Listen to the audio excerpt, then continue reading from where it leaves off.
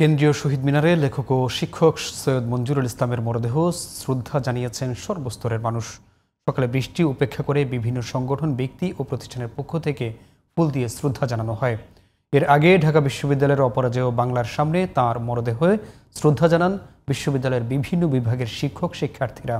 বাদ জোহর ঢাকা বিশ্ববিদ্যালয়ের কেন্দ্রীয় মসজিদে জানাজা শেষে মিরপুর বুদ্ধিজীবী কবরস্থানে তাঁকে দাফন করা হবে। আরও জানাচ্ছেন মহসিন কবির। সকাল 11টার দিকে কেন্দ্রীয় শহীদ মিনারে নিয়ে আসা হয় বিশিষ্ট লেখক ও ঢাকা বিশ্ববিদ্যালয়ের শিক্ষক সৈয়দ মঞ্জুরুল ইসলামের মরদেহ। এ সময় সাংস্কৃতিক, সাহিত্যিক, লেখক, গবেষক, রাজনৈতিক ব্যক্তিত্ব ও সরকারের উপদেষ্টা ছাড়াও সৈয়দ মঞ্জুরুল ইসলামের মরদেহে বিভিন্ন ব্যক্তি, প্রতিষ্ঠান ও সংগঠনের পক্ষ থেকে শেষবারের মতো শ্রদ্ধা জানানো হয়। সৈয়দ মঞ্জুরুল ইসলামের কর্মজীবন ও বিভিন্ন অঙ্গনে তার অবদান ও কৃতিত্বের কথা স্মরণ করেন এমেরিটাস অধ্যাপক সিরাজুল ইসলাম সহ অন্য শুভানুধ্যায়ী ও স্বজনরা।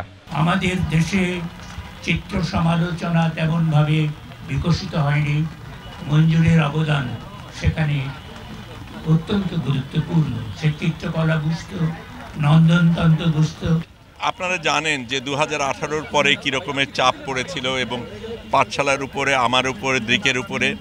উনি সেখানে এই পুরো বোঝাটা নিজের উপর নিয়েছেন যাতে নাকি আমাদের উপর চাপ না পড়ে। আপনারা সবাই তার জন্য দোয়া করবেন যেন ওই জাহানে তিনি খুব ভালো থাকেন যেমন পৃথিবীতে ছিলেন।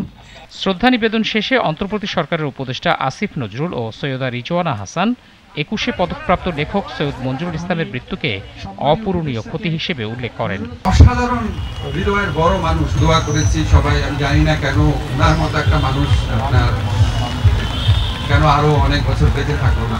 I would say he had a full life.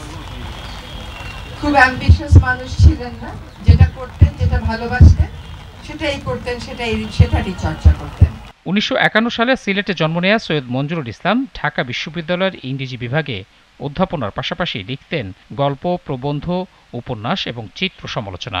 Dhaka বিশ্ববিদ্যালয় থেকে অবসরের পর তিনি একটি বেসরকারি বিশ্ববিদ্যালয়ে যোগ দেন। শুক্রবার বিকেলে রাজধানীর ল্যাবেড হাসপাতালে চিকিৎসাধীন অবস্থায় মারা যান তিনি। মহসিন কবির, জিটিভি নিউজ, ঢাকা।